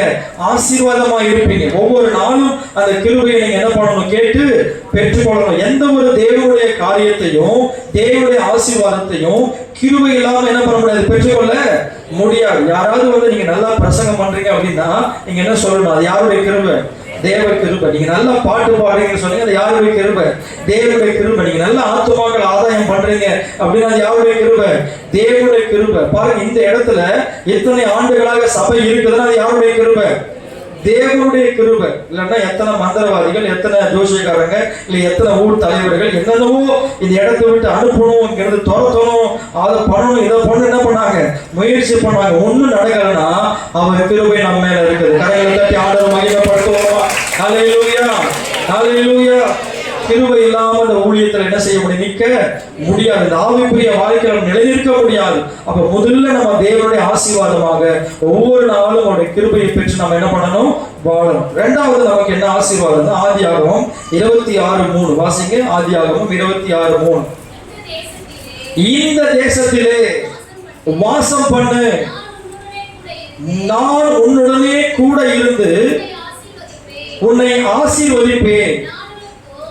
நான் உனக்கும் உன் சந்ததிக்கும் இந்த தேசங்கள் யாவையும் தந்து ஆபிரகாமுக்கு நான் இட்ட ஆணையை நிறைவேற்றுவேன். கரங்களை தட்டி ஆண்டவர் மகிமைப்படுத்துவோம். ஹல்லேலூயா, ஹல்லேலூயா. ஆண்டவர் சொல்கிறார், இந்த தேசத்துல நீ வாசம் பண்ணு, நான் உன்னோடு கூட இருந்து உன்னை ஆசீர்வதிப்பேன். நான் உன்னோடு கூட இருந்து உன்னை ஆசீர்வதிப்பேன். இரண்டாவது ஆசீர்வாதம் தேவ சமூகம், the presence of God. முதல்ல the grace of God, இரண்டாவது அவருடைய பிரசன்னம். அவர் சொல்றார், அவர் சமூகம், நான் உன்னோடு கூட இருந்து உன்னை ஆசீர்வதிப்பேன். எத்தனை பேர் அதை ஆசீர்வாதமா நினைக்கிறீங்க? ஆண்டவர் கூட இருக்கிறாரா? ஹல்லேலூயா. உங்க வீட்டுல கர்த்தர் இருக்கிறாரா? நீங்க வேலை செய்யற இடத்துல உங்க கூட கர்த்தர் வருகிறாரா? நீங்க போகும் இடமெல்லாம் உன் தேவனாகிய கர்த்தர் உன்னோடு கூட வருகிறார். ஹல்லேலூயா. அதுதான் ரொம்ப ஆசீர்வாதம். பாருங்க, மோசே சொல்றாரு, ஆண்டவரே எத்தனையோ லட்சம் ஜனங்க இருக்கிறாங்க, ஆனா உங்க சமூகம் எனக்கு முன்னாடி போலன்னா இந்த இடத்தை விட்டு என்ன பண்ணாதீங்க, அனுப்பாதீங்க. எங்க போனாலும் எனக்கு முன்னாடி உங்க சமூகம் என்ன பண்ணணும், போகணும். அதுக்கு ஆண்டவர் சொல்றாரு, என் சமூகம் உனக்கு முன்பாக செல்லும், நான் உனக்கு இளைப்பாறுதலை தருவேன். ஹல்லேலூயா, ஹல்லேலூயா. தேவ பிள்ளைகளே, இன்றைக்கு இந்த இடத்துல வந்திருக்கிற உங்களை பார்த்து கர்த்தர் சொல்லுகிறார், அவருடைய சமூகம் எப்பொழுதும் உங்களோடு கூட இருக்கும். ஆமென், ஹல்லேலூயா. எங்க போனாலும், பட்டணத்துக்குள்ள இருந்தாலும் சரி, வெளியே நீங்க புறப்பட்டு போனாலும் சரி, அவர் சமூகம் உங்களுக்கு துணையாக இருக்கும். மூன்றாவது பாருங்க, எபேசியர் 3ஆம் அதிகாரம் 16வது வசனம். எபேசியர் 3:16, கொலோசியர் 1:11, இரண்டு வசனங்களையும் வாசிங்க. நீங்கள் அவருடைய ஆவியினாலே உள்ளான மனுஷனில் வல்லமையாய் பலப்படவும். கொலோசியர் 1:11, சந்தோஷத்தோடு கூடிய எல்லா பொறுமையும் நீடிய சாந்தமும் உண்டாவதற்கு மகிமையான அவருடைய வல்லமையின்படி எல்லா வல்லமையாலும் பலப்படுத்தப்படவும் உங்களுக்காக நான் வேண்டுதல் செய்கிறேன். ஹல்லேலூயா. மூன்றாவது இடத்துல எது நமக்கு ஆசீர்வாதம்னா தேவனுடைய வல்லமை. அது நமக்கு என்னவா இருக்குது, ஆசீர்வாதமா இருக்குது. உள்ளான மனுஷனில் நாம் என்ன பண்ணணுமா, வல்லமையாய் பலப்படணும்.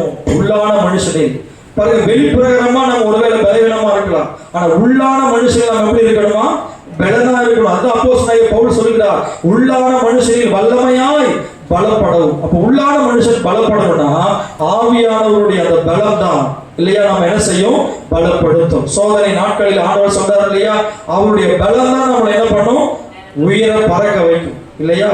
கர்த்தருக்கு காத்திருந்து அவருடைய சமூகத்துல நாம் காத்திருக்கும் போது புது பலன் அடைந்து கழுகுகளை போல என்ன பண்ணுவாங்களா, செட்டைகளை அடித்து எழும்புவார்கள்.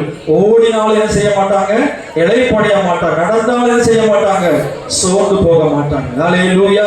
கர்த்தருக்கு நாம் காத்திருக்கும் போது கர்த்தர் நம்மை பலனடைய செய்கிறவராக இருக்கிறார். அப்போஸ்தலர் 1:8 நாம் வாசிக்கிறோம், பரிசுத்த ஆவியானவர் உங்களிடத்தில் வரும்போது நீங்கள் என்ன அடைவீர்கள், பலனடைந்து யூதேயாவிலும் எருசலேமிலும் சமாரியாவிலும் பூமியின் கடைசி பரியந்தமும் எனக்கு எப்படி இருப்பீங்க, சாட்சிகளாய் இருப்பீர்கள். ஹல்லேலூயா. யார் ஒருவர் உள்ளான மனுஷனில் பலப்படுகிறார்களோ அவர்கள் கர்த்தருக்காக என்ன பண்ண முடியும், சாட்சியா நிக்க முடியும். இன்னைக்கு உங்களால சாட்சியா நிக்க முடியுதா? உங்க வீட்டுல நீங்க சாட்சியா இருக்க முடியுதா? நீங்க இருக்கிற அந்த கிராமத்துல உங்களை சுற்றி இருக்கிற ஜனங்களுக்கு நீங்க ஒரு சாட்சியா இருக்க முடியுதா? கர்த்தருடைய பலன் உள்ளான மனுஷன் நீங்க எந்த அளவுக்கு பலப்படுறீங்களோ அந்த அளவுக்கு தான் நீங்க சாட்சியா கர்த்தருக்காக என்ன பண்ண முடியும், எழும்ப முடியும். ஆமென் சொல்லுவோமா? ஹல்லேலூயா. முதல்ல the grace of God, தேவனுடைய கிருபை. இரண்டாவது அவருடைய சமூகம். மூன்றாவது the power of God. ஹல்லேலூயா. தேவனுடைய வல்லமையால கர்த்தர் நம்மளை என்ன பண்ணுவாரா, பலப்படுத்துவார். எத்தனை பேர் தேவனுடைய வல்லமையை வாஞ்சிக்கிறீங்க? நம்ம பாட்டு பாடல, வல்லமை வல்லமை ஆவியே என்னை என்ன பண்ணுங்க, அனலாக்குங்க. ஒவ்வொருத்தரும் எரியும் தீபங்களா என்ன பண்ணணும், மாறணும். ஆண்டுடைய வல்லமை தான் நம்மளை ஆண்டவருக்காக எழுப்பி பிரகாசிக்க வைக்கும். எத்தனை பேர் உங்களுக்குள்ள வல்லமை இருக்குன்னு நினைக்கிறீங்க, வல்லமையை உணர்றீங்க உங்க வாழ்க்கையில? ஒருவேளை உங்க வாழ்க்கையில வல்லமை இல்லைன்னா இன்னைக்கே நீங்க ஆண்டவர்கிட்ட என்ன பண்ணுங்க, கேட்டு பெற்றுக்கொள்ளுங்க. ஆண்டவர் அவருடைய வல்லமையை தருவதற்கு எப்படி இருக்கிறாரு, ஆயத்தமா இருக்கிறார். இன்னைக்கு அவருடைய தேவையை நீங்க உணர்றீங்களா? உங்க வாழ்க்கையில் அவருடைய வல்லமை இல்லாம நீங்க பாவத்தை ஜெயிக்க முடியாது. அவருடைய வல்லமை இல்லாம நீங்க சாத்தனா துரத்த முடியாது. அவருடைய வல்லமை இல்லாம இந்த உலகத்துல அவருக்காக நீங்க சாட்சியா வாழ முடியாது. அதனாலதான் ஆண்டவர் பரத்திலிருந்து தம்முடைய வல்லமை உங்களுக்கு என்ன பண்றாரு, அனுப்பி கொடுக்கிறார். நீங்க பட்டணத்திலும் வெளியிலும் ஆசீர்வாதமா இருக்கணும்னா தேவனுடைய வல்லமை ஆகிய ஆசீர்வாதம் உங்களுக்கு என்ன வேணும், தேவை. எத்தனை பேர் அதை வாஞ்சத்து கேட்டு பெற்றுக்கொள்ள விரும்புறீங்க? ஆண்டவருடைய வல்லமை எனக்கு தாரும் ஆண்டவரே. இந்த உலகத்தில் இருக்கிற வல்லமையை கொண்டு அல்ல, தேவனுடைய வல்லமை விசேஷமானது. கடைசியாக பாருங்க, பிலிப்பியர் 2:13 வாசிங்க. பிலிப்பியர் 2:13. ஏனெனில் தயவுள்ள சித்தத்தையும் செய்கையும் உங்களில் உண்டாக்குகிறவராயிருக்கிறார். தேவனே தம்முடைய தயவுள்ள சித்தத்தின்படி உங்களுக்குள்ள என்ன உண்டாக்குறாரா, விருப்பத்தையும் அந்த விருப்பத்தை நிறைவேற்றுவதற்கான செய்கையும் உங்களை என்ன பண்றாரு, உண்டாக்குகிறவராய் இருக்கிறார். நானும் செலக்ட் பண்ணிட்டேனா அல்லது நானே விரும்பிட்டேனா அப்படின்னு நீங்க கலங்க தேவையில்லை. ஆண்டவர் தான் அந்த விருப்பத்தை உங்களுக்குள்ள என்ன பண்றாரு, வைக்கிறார். எந்த ஒரு காரியத்தை நீங்க செய்ய நினைத்திருக்கிறீங்க, கர்த்தருக்காக தேவனுக்காக எதை நீங்க செய்யணும்னு நினைக்கிறீங்களோ அந்த விருப்பத்தை ஆண்டவர் உங்களுக்குள்ள என்ன பண்றாரு, வைக்கிறார். அது மட்டுமல்ல, அதை நிறைவேற்றக்கூடிய அந்த செய்கை, அந்த ஆற்றலையும் ஆண்டவர் உங்களுக்கு தருகிறவராக இருக்கிறார். ஆமென் சொல்லுவோமா? அல்லேலூயா. பாருங்க, நாங்க மளிகை கடை வச்சு மளிகை கடையில வியாபாரம் பார்த்துக்கிட்டு சபையில ஒரு சாட்சியா அப்பா சபையில மூப்பரா இருந்தாங்க. அந்த அங்க வருகிற ஊழியக்காரர்களுக்கு எல்லாம் உதவி செஞ்சுக்கிட்டு எல்லா அந்த சபையில எந்த ஒரு காரியமா இருந்தாலும் நாங்க ஒரு எல்லாத்துக்கும் ஒரு முன்மாதிரி அங்க இருந்து சபையில அப்படியே ஒரு விசுவாசியா தான் வாழ்ந்துட்டு இருக்கோம். ஆனா ஆண்டவர் சொன்னாரு, நான் காண்பிக்கிற அந்த கிராமத்துக்கு என்ன பண்ணு, போ அப்படின்னா, எதிரே இருக்கிற கிராமத்துக்கு போனார். அப்போ இந்த கள்ளக்குறிச்சியில தான் கிட்டத்தட்ட 25 வருஷத்துக்கு மேல இருக்கிறோம். ஆனா அந்த சோமனர்குடி என்ற கிராமம் எங்க இருக்குன்னு எங்களுக்கு தெரியாது. கிட்டத்தட்ட ஒரு 7-8 கிலோமீட்டர் டிஸ்டன்ஸ் தான், ஆனா தெரியாது. ஆனா ஆண்டவர் இந்த கிராமத்துக்கு தான் என்ன பண்ண சொல்றாரு, போ அப்படின்னு ஆண்டவர் சொல்றாரு. அப்பொழுது நாங்க பாருங்க, அந்த விருப்பத்தை ஆண்டவர் கொடுக்கிறார். விருப்பத்தை கொடுத்தது மட்டுமல்ல, அதற்கான வழி வாசல்களை ஆண்டவர் என்ன பண்றாரு, திறந்து கொடுக்கிறார். நாங்க போயிருக்கும் போது அந்த இடத்துல ஒரு குடோனா ஒரு பொருளெல்லாம் நெல் மூட்டையெல்லாம் போட்டு வைக்கிற ஒரு வீடு தான் எங்களுக்கு என்னவா கிடைச்சது, வாடகையா குடியிருக்கிறதுக்கு கிடைச்சது. அதுக்கு முன்னாடி ஒரு டீச்சர் அங்கே தங்கினதுனால கொஞ்சம் ஸ்லாப் மாதிரி இறக்கி அந்த இடத்துல ஒரு சின்ன வீடு வச்சிருந்தாங்க. பாருங்க, அந்த இடத்துல வந்து ஊழியத்தை ஆரம்பித்த போது ஆண்டவர் கிரியை செய்து இன்னைக்கு இத்தனை பேர் சபையை கர்த்தர் என்ன பண்ண வச்சிருக்கிறாரு, உண்டாக்கி இருக்கிறார். அப்போ முதலாவது நமக்குள்ள என்ன கொடுக்கிறார், ஆண்டவர் ஒரு விருப்பத்தை கொடுக்கிறார். தேவன் உங்களுக்குள்ள ஒரு விருப்பத்தை கொடுக்கும் போது அதை நிறைவேற்றக்கூடிய ஆற்றலையும் ஆண்டவர் உங்களுக்கு என்ன பண்ணுவாரு, தருவார் நிச்சயமா. ஹல்லேலூயா. எத்தனை பேர் விசுவாசிக்கிறீங்க? ஹல்லேலூயா. முதலாவது தேவனுடைய கிருபை, இரண்டாவது தேவனுடைய சமூகம், மூன்றாவது தேவனுடைய வல்லமை, நாலாவது தேவனுடைய சித்தத்தை நிறைவேற்றக்கூடிய பலனை கர்த்தர் உங்களுக்கு என்ன பண்ணுவாரு, தருவார். இது நான்குமே யார் ஒருவர் பெற்றிருக்கிறார்களோ அவர்கள் இந்த பூமியிலே பட்டணத்திலும் ஆசீர்வதிக்கப்பட்டிருப்பார்கள், அவர்கள் வெளியிலும் எப்படி இருப்பாங்க, ஆசீர்வதிக்கப்பட்டவர்களாக இருப்பார்கள். ஆமென் சொல்லுவோமா? பாருங்க, ஒரு ஆத்துமாக்கள் கூட இல்லைன்னா இந்த இடத்துல எங்களுக்கு ஒரு அடி மண்ணு கூட கிடையாது. கள்ளக்குறிச்சியில் நாங்கள் இருக்கும்போது கூட எந்த இடமும் என்ன பண்ணல, வாங்கல. ஒரு இடம் வாங்கியிருந்தோம், அதையும் ஒரு கடை வைக்கும் போது வித்துட்டோம். எங்க அப்பா அடிக்கடி அம்மா சொல்லுவாங்க, இவ்வளவு நாள் வந்து கள்ளக்குறிச்சியில் வந்து வியாபாரம் பண்ணி ஒரு மனையாவது வாங்கி போடக்கூடாதா அப்படின்னு என்ன பண்ணிட்டு இருப்பாங்க, சொல்லிக்கிட்டே இருப்பாங்க. அப்பா சொல்லுவார், இன்னைக்கு ஆண்டவர் வருகை வந்துருச்சுன்னா எந்த மனையை வச்சு நம்ம இருக்க போறோம், ஆண்டவர் வருகை வந்தாலும் நம்ம அப்படி என்ன பண்ணிடணும், போயிடணும். சொந்த வீடோ சொந்த இடமோ வேணாம், இருக்கிற வரைக்கும் வாடகை வீட்டு என்ன பண்ணுவோம், இருந்துட்டு போயிடுவோம்னு சொல்லிட்டார். பாருங்க, அதனாலே என்ன பண்ணவே இல்லை, கள்ளக்குறிச்சியில வீட்டு நாங்கள் வாங்கணும்னு நினைச்சிருந்தா அப்போ வித்த விலைக்கு என்ன பண்ணிருக்கலாம், வீட்டை வாங்கியிருக்கலாம், அந்த இடத்துலயே நாங்க குடியிருந்திருக்கலாம். ஆனா அப்படி வீட்டை வாங்கியிருந்தோம்னா இடத்த வாங்கி செட்டில் ஆகிருந்தா எங்க வந்திருக்க மாட்டோம், இங்க வந்திருக்க மாட்டோம். அதனாலேயே ஆண்டவர் என்ன பண்ணிட்டாரு, அப்படியே தள்ளி போட வச்சுட்டார். பாருங்க, இந்த இடத்துக்கு வந்த போது எத்தனையோ இடங்கள்ல சபைக்கு போய் இடம் கேட்ட போது என்ன தரல, கிறிஸ்தவங்களுக்கு மட்டும் இடம் கொடுக்க மாட்டோம், இடம் கொடுக்க மாட்டோம். அப்படி ஜாதியை சொல்லி இந்த ஜாதிக்காரங்களுக்கு மட்டும் இடம் கொடுக்க மாட்டோம். அப்படி ஏன்னா நம்ம சபைக்கு வர்றவங்களாம் அப்படிப்பட்டவங்களா இருக்கிறாங்கன்னு சொல்றான். பாருங்க, கர்த்தர் அவங்க கண்களுக்கு முன்பாகவே ஆண்டவர் விசாலமான ஒரு இடத்தை ஏற்படுத்தி, நீங்க யாரெல்லாம் இடம் தரமாட்டேன்னு சொன்னாங்களோ அவங்கள வெட்கப்பட்டு போற அளவுக்கு கர்த்தர் இடத்துல ஒரு சபையை கட்டி எழுப்பி இருக்கிறார். அல்லேலூயா. இது மனுஷனுடைய முயற்சி ஒன்றும் கிடையாது, இது தேவனுடைய திட்டம். அல்லேலூயா. அது அவருடைய திட்டமா இருக்கிறதுனால இந்த இடத்துல சபை என்ன பண்ணுது, வளர்ந்து பெருகி கொண்டே இருக்கிறது. இன்னும் இந்த சபையை குறித்து ஆண்டவர் பெரிய திட்டத்தை வச்சிருக்கிறார். அந்த திட்டத்தை இந்த இடத்துல வந்திருக்கிற உங்கள் மூலமா தான் ஆண்டவர் என்ன செய்ய போறாரு, நிறைவேற்ற போகிறார். எத்தனை பேர் விசுவாசிக்கிறீங்க? ஹல்லேலூயா, ஹல்லேலூயா. பாருங்க, உபாகமம் 30ஆம் அதிகாரம் 15 இருந்து 20 வரைக்கும் வாசிங்க. தேவன் தம்முடைய ஜனங்களை பார்த்து என்ன சொல்கிறார் பாருங்க. 30ஆம் அதிகாரம் 15 to 20 வரைக்கும். இதோ ஜீவனையும் நன்மையையும் மரணத்தையும் தீமையையும் உனக்கு முன்னே வைத்தே, நீ பிழைத்து பெருகும்படிக்கும் நீ சுதந்திரிக்க போகிற தேசத்தில் தேவனாகி கர்த்தர் உன்னை ஆசீர்வதிக்கும்படிக்கும் அன்பு கூறவும் நடக்கவும் கைக்கொள்ளவும் நான் இன்று உனக்கு கற்பிக்கிறேன். கேளாதபடிக்கு மனம் பேதித்து இழுப்புண்டு போய் வேறே தேவர்களை பணிந்து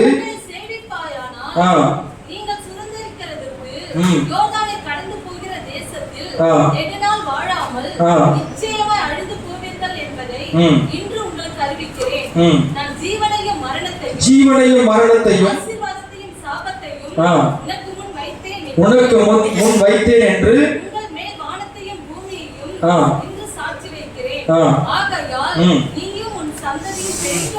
நீயும் உன் சந்ததியும் பிழைக்கும்படிக்கு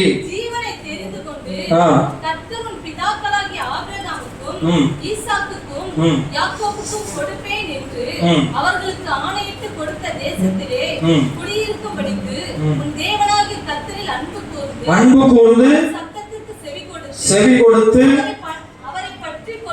அவரை பற்றிக் கொள்வாயானால் அவரே உனக்கு ஜீவனும் தீர்க்காயுசுமாயிருப்பார். கரங்களை தட்டி ஆண்டவர் மகிமைப்படுத்துவோம். ஹல்லேலூயா. மரணத்தையும் ஜீவனையும் நன்மையும் தீமையும் யாருக்கு முன்னாடி வைக்கிறாரா?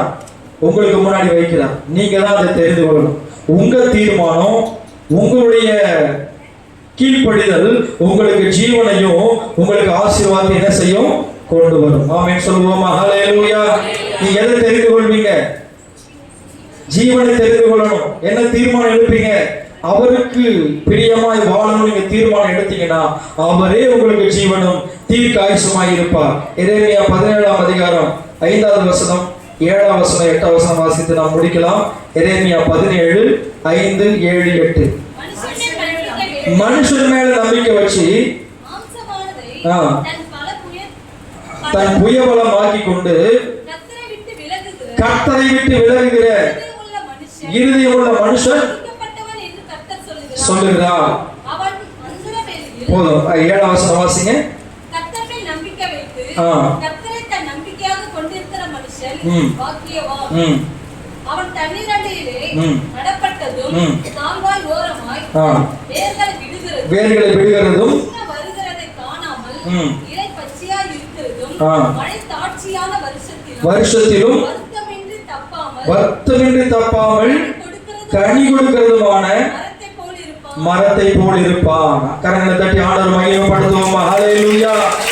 மனுஷன் மேல நம்பிக்கை வச்சு மனுஷன் மாம்சத்தை தன் புயபலம் ஆக்கி கொண்டு இருக்கிற மனுஷனை பார்த்து ஆண்டவர் சொல்லுகிறார், சபிக்கப்பட்டவன். யார் கர்த்தர் மேல நம்பிக்கை வச்சு கர்த்தரையே தன் நம்பிக்கையா கொண்டிருக்கிறாங்களோ அவர்கள் பாக்கியவான்களா இருப்பார்கள். அவர்கள் கனி தருகிற மரங்களை போல விருட்சங்களாய் கர்த்தர் மாற்றுவார். ஆமென். ஹல்லேலூயா. உங்க நம்பிக்கை யார் மேல இருக்குது? கர்த்தர் மேல இருக்குதா? மனுஷன் மேல இருக்குதா? சத்தமா சொல்லுங்க. கர்த்தர் மேல இருக்குதா? அப்ப நீங்க எல்லாம் ஆசீர்வதிக்கப்பட்ட மரங்களாய் வளருவீர்கள். ஹல்லேலூயா. ஹல்லேலூயா. கர்த்தர் ஒருபோதும் உங்களை கைவிட மாட்டார். ஒருபோதும் நீங்க மனுஷன் மேல என்ன வச்சிடாதீங்க? நம்பிக்கை வச்சிடாதீங்க. மனுஷன் மேல நம்பிக்கை வச்சா ஏமாந்து போயிடும். மாம்சத்தை நீங்க நம்பி இருந்தீங்கன்னா ஏமாந்து போயிடுவீங்க. தேவ பிள்ளைகளை கர்த்தரை நம்பி இருக்கும் போது ஒரு நாளும் உங்களை கைவிட மாட்டார். ஒவ்வொரு நாளும் உங்களை ஆசீர்வதித்து உயர்த்துவதற்கு வல்லவராய் இருக்கிறார். அப்படியே முழங்கால் படியிடுவோமா? முழங்கால் படியிட்டு 4 காரியங்களை இன்னைக்கு நம்ம ஆண்டவர்கிட்ட கேட்க போறோம். 1, தேவனுடைய கிருபை, அவருடைய கிருபை. 2வது அவருடைய சமூகம். 3வது அவருடைய வல்லமை. 4வது அவருடைய சித்தம். இந்த 4 காரியங்களையும் உங்க வாழ்க்கையில நீங்கள் பெற்றுக்கொள்ள வேண்டும் என்று சொல்லி விரும்பி அவருடைய சமூகத்துல கேட்பீங்களா? நீங்க பட்டணத்திலும் ஆசீர்வதிக்கப்பட்டிருக்கணும்னா, நீங்க வெளியிலும் ஆசீர்வதிக்கப்பட்டிருக்கணும்னா இந்த 4 காரியங்களை ஆசீர்வாதமாக ஆண்டவர் இன்றைக்கு உங்களுக்கு தர விரும்புகிறார். ஆண்டவர்கிட்ட கேளுங்க, ஏசப்பா, இன்னும் உங்களுடைய கிருபை எனக்கு தேவை ஆண்டவரே. இன்னும் உங்களுடைய சமூகம் எனக்கு முன்பாக என்னோடு கூட இருந்து நடத்தணும்ப்பா. ஆண்டவரே, உங்களுடைய வல்லமையை நான் வாஞ்சிக்கிறேன். உங்களுடைய வரங்களை நான் ஆடுகிறேன் ஆண்டவரே. அப்பா உம்முடைய சித்தத்தை, தயவுள்ள சித்தத்தை எனக்குள்ளேயும் என் மூலமாகவும் நிறைவேற்ற நான் ஒப்பு கொடுக்கிறேன் என்று சொல்லுவோமா? ஆண்டவர் உங்களுக்கு முன்னாடி ஆசீர்வாதத்தையும் வைக்கிறாரு, ஸ்தோத்திரம், சாபத்தையும் வைக்கிறார், ஜீவனையும் வைக்கிறாரு, மரணத்தையும் வைக்கிறார். நீங்க எதை தெரிந்து கொள்ள போறீங்க? நீங்க என்ன தீர்மானம் எடுக்கிறீங்க? ஸ்தோத்திரம். ஆண்டவர் சொல்றார், நீ ஜீவனை தெரிந்து கொள், என் மகனே, என் மகளே, நீ ஜீவனை தெரிந்து கொள், நீ பிழைத்திருப்பாய். அந்நிய தேவர்களை ஒருபோதும் சேவிக்காத. ஒருவேளை நீங்க விக்கிரக ஆராதனை செய்யாம இருக்கலாம். சில பேருக்கு அந்நிய தேவர்கள் என்று சொல்லும் போது வேறொரு நபர் உங்களுக்கு விக்கிரகமா மாறிவிடக்கூடாது, தேவர்களா மாறிவிடக்கூடாது. பணம் உங்களுக்கு தேவர்களா மாறிவிடக்கூடாது, செல்வம் உங்களுக்கு தேவர்களா மாறிவிடக்கூடாது. வேற ஒன்றின் மீதும் நீங்கள் நம்பிக்கை வைக்காதபடி கர்த்தரையே நீங்கள் நம்பி இருக்கும் போது அவரே உங்களுக்கு ஜீவனாய் தீர்க்காயுசாய் இருப்பார். இந்த நாளிலே கூட ஒப்பு கொடுத்து நம்ம ஜெபம் பண்ணுவோம். ஆண்டவரே, நான் பட்டணத்திலும் ஆசீர்வதிக்கப்பட்டிருக்கணும், நான் வெளியிலும் ஆசீர்வதிக்கப்பட்டிருக்கணும். ஆண்டவரே, நீங்க ஆசீர்வாதம் என்று சொல்லி எந்த அர்த்தத்தில் நீங்க சொல்லியிருக்கீங்களோ அந்த அர்த்தத்தில், அந்த பொருள் மூலம், பொருள் வழியாக என் வாழ்க்கையில் ஆசீர்வாதம் உண்டாகணும். ஆண்டவரே, இந்த உலகத்தில் அழிந்து போகிற, இல்லாமல் போகிற பொருட்கள் மீது, பணத்தின் மீது நாங்கள் கவனத்தை செலுத்தாதபடி நித்தியமாய் எங்களோடு இருக்க போகிற அந்த ஆசீர்வாதங்கள் மீது எங்கள் கவனத்தை, எங்கள் சிந்தையை திருப்ப எங்களுக்கு உதவி செய்ய ஆண்டவரேன்னு சொல்லி எல்லாரும் கேட்கலாமா? இன்னும் தேவை கிருபை தாருமே. கரைகளை உயர்த்தி ஆண்டவர்கிட்ட, இன்னும் தேவை கிருபை தாருமே. தாழ்மையுள்ளவரை தண்ணீருளே கிருபை, தாழ்மையுள்ளவரை தண்ணீருளே கிருபை,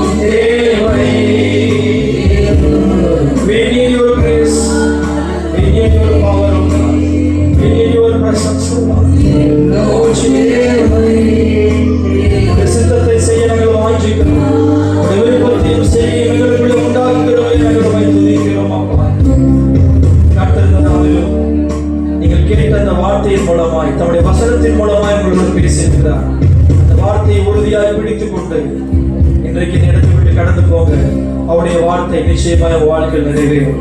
கடைசியாக பாஸ்டர் சொல்லுவாங்க. இன்றைக்கு இந்த வார்த்தையோட என்னோட பேசினார்.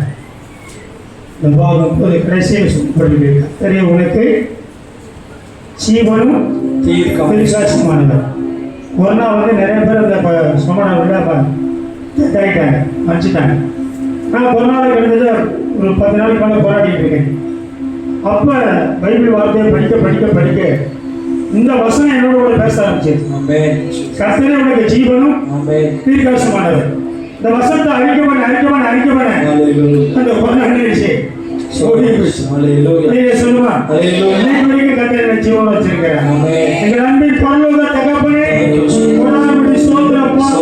கர்த்தர் கொடுத்த வார்த்தைகளுக்காக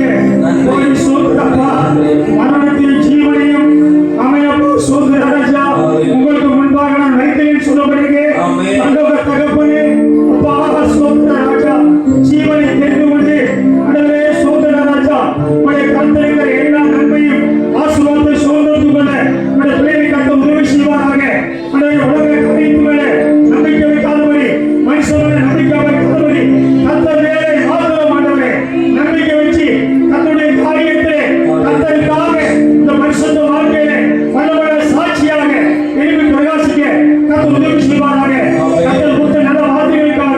கோடி சோத்திரப்பா. நீ கொடுத்த வசனத்தின்படி வார்த்தையின்படி சாவிக்கில் வாழ்க்கை ஓட்டத்தை ஓடி ஆண்டவரே வாக்குத்தத்தத்தை சொந்தத்துக் கொள்ள கர்த்தர் உதவி செய்வாராக. நீ பட்டணத்திலும் ஆசீர்வதிக்கப்பட்டிருப்பாய், வெளியிலும் ஆசீர்வதிக்கப்பட்ட சொன்ன வாக்குத்தத்தம் சோத்திரப்பா. உடைய பிள்ளைகள் வாழ்க்கையிலே நிறைவேறின ராஜா, நிறைவேறணும்ப்பா. வாக்குத்தத்தத்தில் உண்மையிலவர் வாக்கு மாறாதவரப்பா. நீ கொடுத்த வாக்குத்தத்தப்படி உடைய பிள்ளைகளை ஆசீர்வதிக்கும்படியாக இங்கே சொல்லிக்கிறோம். கர்த்தர் கொடுத்த இந்த வசனத்தின் வார்த்தைப்படி ஒவ்வொரு நாள் அவர்கள் வாழ்க்கையிலே உடனே ஓடி உடைய பிள்ளைகளை ஜெயமளிக்க தன்னோட தகப்பனே ஆண்டவரே தேவ சிந்தனை ஐந்து ஆண்டவரே ஒவ்வொரு செயல்பட கர்த்தர் உதவி செய்வதாக. தேவ சித்தனாமல் எந்த கண்ணையும் போய் உடைய பிசாசு கண்ணிலே சிக்கப்படாதபடி தேவ சித்தத்தின்படி ஒவ்வொரு நாள் ஆவிக்கிற வாழ்க்கையில உடைய பிள்ளைகள் ஒன்று ஓடி கடவுளே ஆசீர்வாதத்தை சொந்தத்துக்குள்ள கர்த்தர் உதவி செய்யப்பா. வாக்குத்தத்தம் நிறைவேறட்டும், வாக்குத்தத்தம் நிறைவேறட்டும். வாக்குத்தத்தம் கொடுக்கப்பட்ட வாக்குத்தத்தம் நிறைவேறுவதாக. நீ உண்மையாய் சென்று கொடுப்பாயானால், கீழ்ப்படிவாயானால் இப்போது சொல்லப்படும் எல்லா ஆசீர்வாதமும் உண்மையில் வந்து உனக்கு பறிக்கும். நீ பட்டணத்திலும் ஆசீர்வதிக்கப்பட்டிருப்பாய், வெளியிலும் ஆசீர்வதிக்கப்பட்டு சொல்ல வாக்குத்தத்தம் பிள்ளைகள் வாழ்க்கையை நிறைவேறட்டும். கர்த்தர் கொடுத்த அந்த ஆலோசனைக்காக, அந்த வார்த்தைகளுக்காக ஓடி சோத்திரப்பா. ஜீவ வசனத்தை அன்றைய ஒவ்வொரு நாள் பிடித்துக் கொண்டு தாவீதின் வாழ்க்கை ஓடுத்த ஓடி பிள்ளைகள் ஜெயமளிக்க கர்த்தர் உதவி செய்வாராக. இயேசுவின் நாமத்தில் கேட்கிறோம் ஜீவனுள்ள பிதாவே. ஆமென். ஆமென். எல்லாரும் சொல்லுவோம். கர்த்தரை ஸ்தோத்திரி. கர்த்தருடைய நாமத்தை ஸ்தோத்திரி. கர்த்தரை ஸ்தோத்திரி. கர்த்தர் செய்த சகல குணங்களையும் என்றும் மறவாதே. ஆமென். ஆமென். நம்முடைய கர்த்தராகிய இயேசு கிறிஸ்துவின் கிருபையும் பிதாவாகிய அன்பும் பரிசுத்த ஆவியானவருடைய ஐக்கியமும் சமாதானமும் காவலும் நம்முடைய ஆசீர்வாதமும் கர்த்தருடைய வைக்கப்பட்டும் கூடிய அவரோடும் குடும்பத்தோடும் ஊழியத்தோடும் ஊழியக்கார குடும்பத்தோடும் இருப்பதாக. ஆமென். நம்முடைய கர்த்தராகிய இயேசு கிறிஸ்துவின் நாமத்தினாலே எப்பொழுதும் நமக்கு ஜெயம் கொடுக்கிற தேவன். ரெண்டு கரங்களை உயர்த்தி மூன்றிலே சொல்லுவோமா? ஹல்லேலூயா, ஹல்லேலூயா, ஹல்லேலூயா. மாரநாதா. ஆமென். கர்த்தராகிய இயேசுவே சீக்கிரமாய் வா. Praise the Lord. கர்த்தருக்கு ஸ்தோத்திரம். எல்லாருக்கும் ஆகாரம் ஒழுங்கு செய்யப்பட்டிருக்கு. எல்லாம் இருந்து சாப்பிட்டு போங்க. நம்ம சமையலுக்கு வாலிபர்கள் பாயெல்லாம் எடுத்துருங்க. சாப்பாடு உங்களுக்கு சாப்பாடு கொண்டு வந்து கொடுப்பாங்க. நீங்கள் அப்படிமா யாரும் அங்கே போய் சாப்பாடு போடுற இடத்துல நிற்க வேண்டாம். கை கழுவிட்டு வந்து உட்காந்து உங்களை தேடி சாப்பாடு வரும். சபையில் இருக்கிற வாலிப பிள்ளைகள் அதை வாங்கிட்டு வந்து கொடுங்க. சண்டே ஸ்கூல் இன்னைக்கு கிடையாது. சண்டே ஸ்கூல் டீச்சர்ஸ் மாத்திரம்